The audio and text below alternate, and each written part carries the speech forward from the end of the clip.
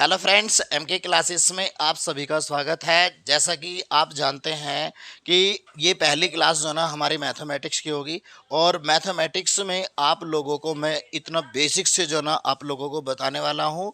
तो जो स्टूडेंट पहली बार हमारी वीडियो से जुड़े हैं तो वो इस वीडियो को जो ना ज़्यादा से ज़्यादा शेयर करना और जो ना वीडियो में अंत तक बने रहना, ठीक है? क्योंकि मैं बिल्कुल बेसिक से जो ना आप लोगों को यहाँ पर कराने वाला हूँ। और ये जो होगा ना हमारा, ये जैसे कि अभी आप लोगों को पता है कि आरपीएफ की वैकेंसी जो ना आई हुई है, तो आरपीएफ का मैथ जो ना इसमें हम आपको कराएंगे। और प्लस में जो ना आपको यूपी पुलिस का जो हमारा पेपर होगा, जो री एग्ज़ाम होने वाला है, उसका भी मैथ आपको इसी में कराएंगे। और प्लस एसएससी जीडी का भी जो ना आपको मैथमेटिक्स जो ना हम यहाँ पर कराने जा रहे हैं।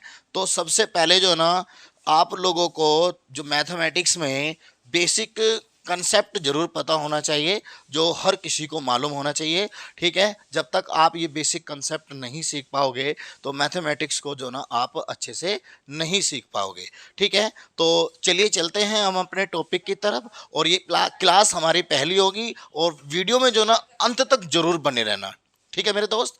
वीडियो में अंत तक बने रहना, देखना कि मैं आप लोगों को जो है ना यहाँ पर क्या क्या जो है ना यहाँ पर बताने वाला हूँ, ठीक है? तो देखिए, सबसे पहले जो है ना आप लोगों को मैथमेटिक्स में एक चीज़ का पता होना चाहिए, संख्याओं के बारे में। क्या पता होना चाहिए? संख्याओं के बारे में पता होना चाहिए कि आखिर जो संख्याएं होती हैं हमारी, वे संख्याएं कितने प्रकार की होती हैं, ठीक? तो आप लोगों ने अक्सर सुना होगा कि आप लोगों ने जीरो को भी सुना होगा, एक को भी देखा होगा, दो को, तीन और चार, dash dash dash dash dash अनंत, ठीक है? तो इसमें हम जो है ना जीरो को क्या बोलते हैं, वन को क्या बोलते हैं, टू को क्या बोलते हैं, थ्री को क्या बोलते हैं, फोर को क्या बोलते हैं, तो इन संख्याओं के बारे में जो है ना मैं आप लोगों को यहाँ पर विस्तार से बताने वाला हूँ, ठीक है ना? वीडियो में अंत तक जरूर बने रहना और जो है ना अपने दोस्तों में जरूर शेयर कर देना, ठीक है?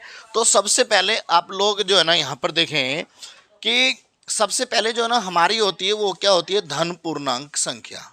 क्या होती है मेरे बच्चों? धन पूर्णांक संख्या होती है।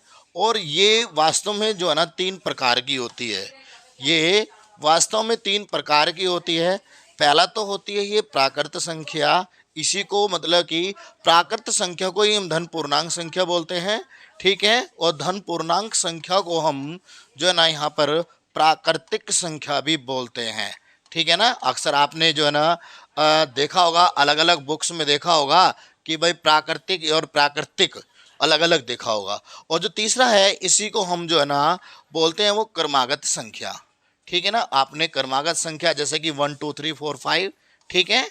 अब ये क्रमागत जो संख्याएं है ना, ये वाली क्रमागत संख्या ये दो प्रकार की होती है। ये कितने प्रकार की होती है? दो प्रकार की। कौन कौन सी होती है? तो ये मेरे बच्चों, एक तो होती है यहाँ पर हमारी ये जो है ना चर संख्या होती है, और दूसरी जो होती है वो अचर संख्या होती है, वो अचर संख्या, ठीक है? तो इनके बारे में जो है ना हम विस्तार से पढ़ते हैं। इनके बारे में जो है ना हम विस्तार से पढ़ते हैं। जैसा कि आप देख रहे हो यहाँ पर, पहला ये क्या है? आपकी प्राकृतिक संख्या है। ये क्या है? आपकी प्राकृतिक संख्या। ये प्राकृतिक क्रमागत भी दो भागों में बटी हुई है, ठीक है ना? तो इन सभी का एग्जाम्पल क्या होता है, कहाँ से ये संख्याएं शुरू होती हैं? तो जैसा कि आप जानते हैं कि वे संख्याएं जो वन से स्टार्ट होती हों, वे संख्याएं जो वन से स्टार्ट होती हों और अनंत तक जो है ना वो चलती चली जाए, ठीक है? तो उन्हीं को हम क्या बोलते हैं? हम धन पूर्णांक संख्याएं उन्हें बोलते हैं। उसी की परिभाषा प्राकृतिक, प्राकृत, क्रमागत और आपकी जो है ना अचर, ये सभी जो है ना, यही जो है ना हमारी यही परिभाषा है। फिर से सुने, तो क्या होती है धन पूर्णांक संख्या? जैसे कि प्राकृत हो गया, प्राकृतिक, क्रमागत और अचर। वे संख्याएं जो वन से प्रारंभ हो, एक से प्रारंभ हो, जो वन से प्रारंभ हो और अनंत संख्या प्राप्त करे, उसी को हम धन पूर्णांक संख्याएं बोलते हैं। तो इसका एग्जाम्पल होगा, जैसे कि आपने देखा होगा 1 2 3 4 5 और डैश डैश डैश डैश अनंत, ठीक है ना। अब यहाँ पर आती है हमारी कौन सी बच्चों, हमारी आती है ये चर संख्याएं। आखिर चर संख्याएं कौन सी होती हैं, तो चर संख्याएं आपने देखा होगा अक्सर कि A to Z, ठीक है ना, जो A to Z, ठीक है ना, तो A to Z वाली जो संख्याएं होती हैं उन संख्याओं को जो है ना क्या बोला जाता है, उन्हें चर संख्याएं बोला जाता है, ठीक है। तो चर संख्याएं उन्हें बोला जाता है। तो इसमें अगर देखा जाए, अब ध्यान से सुनेंगे, अगर किसी भी संख्या में जैसे कि हमने कोई 2 ले लिया और इसमें गुना जो है ना हमने x की कर दी, तो ये हमारा क्या बन गया बच्चों, 2x बन गया। क्या बन गया, 2x बन गया। तो अब ये 2x बनने से हमारा ये चर बना या अचर बना, तो ये बनता क्या है, हमारा अचर संख्याएं बनती हैं, ठीक है ना। तो ये क्या बन गई हमारी, सॉरी, चर संख्याएं बनेगी, चर संख्याएं ये हमारी बनेगी, ठीक है। जब किसी भी संख्या, कौन सी संख्या, जब कोई भी अचर संख्या की गुना चर संख्या में की जाए, जब किसी अचर संख्या की गुना चर संख्या में की जाए तो वो हमारी क्या बन जाती है, चर संख्या बन जाती है। तो आपने जो है ना धन पूर्णांक संख्या के अंदर क्या देखा कि वे संख्याएं जो 1 से स्टार्ट हो और अनंत तक जाए उसे हम क्या कहते हैं, धन पूर्णांक संख्या उसे हम कहते हैं, ठीक है ना, क्लियर ना। इसके बाद नेक्स्ट टॉपिक पे चलते हैं हम अपने। तो नेक्स्ट में देखना, यहां पर इसके बाद आया हमारा क्या, हमारी जो है ना पूर्ण संख्याएं, पूर्ण संख्या। अब पूर्ण संख्या कौन सी होती है, पूर्ण संख्या होती है बच्चों जो वे संख्याएं जो 0 से स्टार्ट हो, किससे स्टार्ट हो, 0 से प्रारंभ हो और अनंत तक चली जाए, उसी को हम क्या कहते हैं, पूर्ण संख्या। पूर्ण का मतलब पूरी संख्याएं, ठीक है ना। तो इसका एग्जाम्पल जो होगा वो क्या होगा, जैसे कि 0 1 2 3 4 और डैश अनंत। तो ये इसका एग्जाम्पल होगा, क्लियर है ना ये बात। तो वीडियो में अंत तक जरूर बने रहे, यही जो है ना मैथमेटिक्स की क्या है, बेसिक है, ठीक। इसके बाद जो है ना हम चलते हैं किस पे, पूर्णांक संख्या। अब पूर्णांक संख्या क्या होती है, पूर्णांक संख्याएं वे संख्या होती हैं जो धन पूर्णांक और पूर्ण संख्या दोनों के मिश्रण से बने। धन पूर्णांक प्लस पूर्णांक संख्या, पूर्ण संख्या ले लो, तो पूर्ण संख्या के मिश्रण से, दोनों के मिश्रण से बने, उसे ही क्या कहा जाता है मेरे दोस्त, उसे कहा जाता है पूर्णांक संख्याएं कहा जाता है। उसके लिए एग्जाम्पल क्या होगा, जैसे कि हम बात करें यहाँ पर 0 1 2 3 डैश अनंत, ठीक है ना, ये इसके लिए हमारा एग्जाम्पल होता है। वीडियो में अंत तक जरूर बने रहना। और नेक्स्ट में देखेंगे हम। अब आप लोगों को मैं यहाँ पर थोड़ा सा ये बताता हूँ कि आपने जो ना अक्सर सुना होगा कि ऋणात्मक संख्या, थोड़ा सा मैंने ये लिख दिया, आप सही कर लेना। तो ऋणात्मक संख्या, और आपने सुना होगा धनात्मक संख्या, धनात्मक संख्याएं सुनी होगी। और इसके अलावा आपने सम संख्या भी पढ़ी होगी और विषम संख्या भी पढ़ी होगी। विषम संख्या, तो इसके बारे में जो ना हम जानते हैं कि ये आखिर कौन कौन सी संख्या हमारी होती है। जैसा कि आप जानते हैं कि ऋणात्मक संख्याएं, नाम से ही महसूस हो रहा है या नाम से ही हमें पता चल रहा है कि ऋणात्मक संख्या जो है ना वो कौन सी होगी। जो संख्याएं हमेशा ऋणात्मक या माइनस चिन्ह के साथ हो उसे ही हम क्या कहते हैं, ऋणात्मक संख्या कहते हैं। इसके लिए जैसे कि हमने कहा कि -1 लिख दिया, या -5 लिख दिया, या -3 लिख दिया, या -10 लिख दिया, डैश अनंत। या माइनस में कोई सी संख्या, जैसे माइनस में x हो गया या माइनस में p हो गया, ऐसी संख्याएं जो माइनस चिन्ह के साथ लिखी जाएं, ठीक है, वे क्या होती है, हमारी ऋणात्मक संख्याएं होती हैं। इसके बाद नंबर आता है किसका, धनात्मक संख्याएं। धनात्मक संख्या वे संख्या होती हैं जो कभी भी प्रारंभ में प्लस चिन्ह के साथ नहीं लिखी जाती। लेकिन अगर कहीं पर कोई दो संख्याएं जोड़नी होती है तो पहली संख्या को आप जो है ना उसमें प्लस चिन्ह नहीं लगाओगे, लेकिन दूसरी वाली संख्या में आपको प्लस चिन्ह लगाना पड़ता है, ठीक है ना। या हम ये कह सकते हैं कि जो संख्या हमेशा बिना चिन्ह के लिखी जाए, तो वो क्या होती है, बिना प्लस चिन्ह के लिखी जाए तो वो होती है हमारी धनात्मक संख्याएं। अब जैसे कि मैं कहूँ, यहाँ पर मैंने कह दिया कि 1 2 और यहाँ पर मैंने कह दिया x y z, कुछ भी कह दिया, मतलब ये प्लस के साथ में। लेकिन अगर मैं ये कहूँ कि अगर कोई दो संख्या जोड़नी है, जैसे कि अब मैंने कहा कि 2 और 5 को जोड़ना हो, अब चिन्ह हमें पता कि ये तो प्लस की है, अब हमें क्या पता कि ये उसने प्लस की ही कहा होगा या माइनस की कहा होगा या इसको भाग कर रहा है या गुना कर रहा है, अब ये तो नहीं पता ना। जब इसमें हम चिन्ह लगाएंगे, इस संख्या से पहले कोई चिन्ह लगाएंगे, तभी तो हमें पता चलेगा कि ये क्या है, प्लस है, माइनस है, घटा है, गुना है, क्या है ये।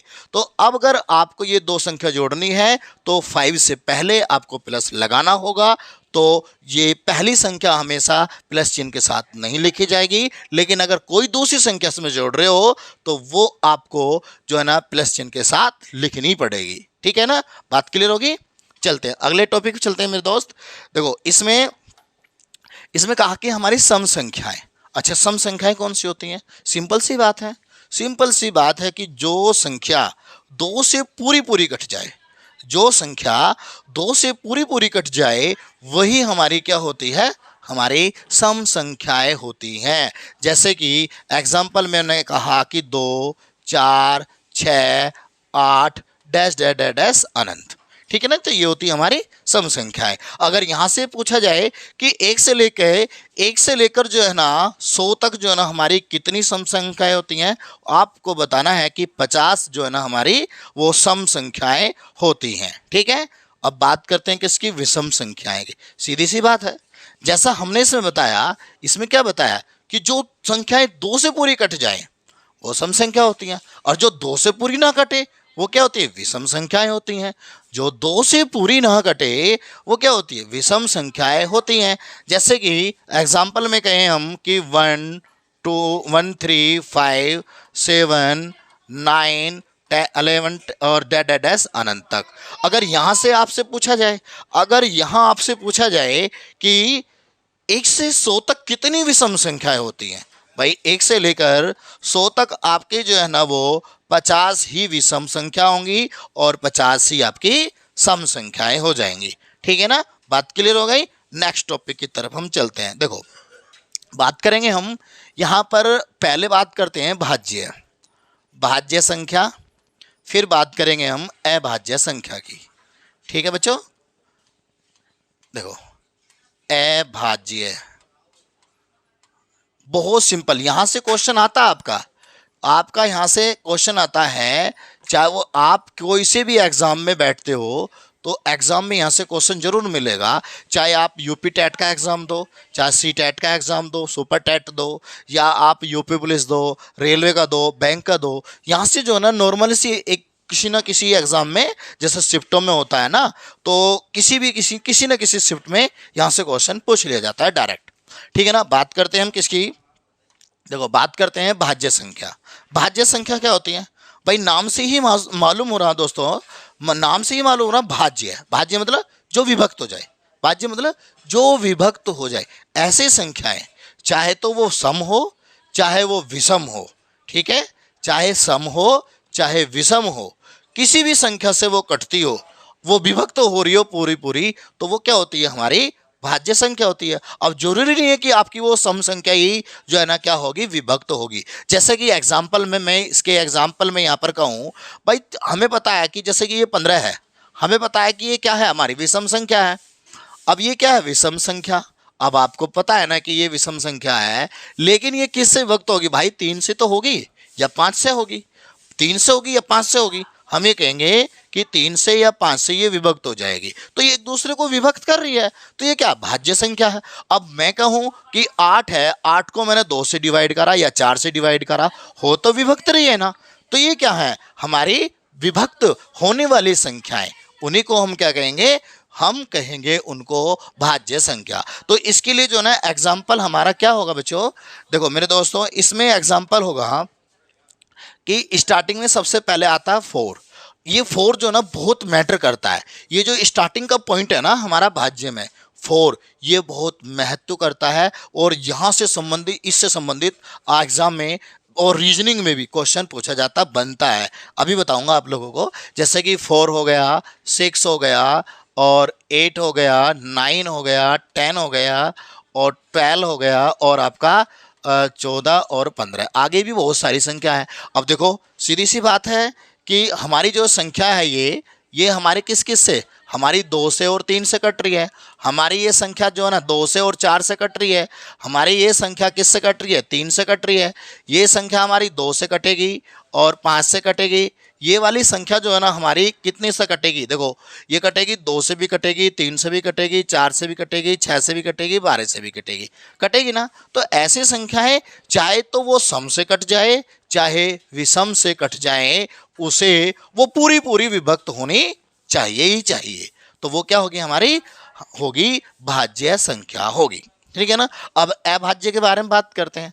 अभाज्य क्या होती है कि जो वन से या स्वम से, जो वन से या स्वम से ही विभक्त हो। हमने क्या कहा, वो वन से या स्वम से ही विभक्त हो, उन्हें हम क्या कहते हैं, उन्हें हम कहते हैं भाज्य संख्या कहते हैं। सॉरी, भाज्य नहीं, अभाज्य। ठीक है ना। अगर एग्जामिनर आपसे पूछता है कि 1 से लेकर 50 तक जो है ना कितनी अभाज्य संख्या होती है, तो आप बताओगे कि सिर्फ 15 संख्याएं ऐसी हैं जो अभाज्य हैं 1 से लेकर 50 तक। नोट करते रहना आप लोग। और अगर आपसे पूछ ले कि 1 से लेकर 100 तक कितनी है, तो आपको बताना है कि 25 ऐसी संख्याएं होंगी जो किसी से भी नहीं वो कटेंगी। लेकिन अगर एग्जामिनर आपसे पूछ ले कि भाई पहली संख्या कौन सी है अभाज्य संख्या, तो मैं आपको बता दूं, जो प्रथम संख्या होती है ना, प्रथम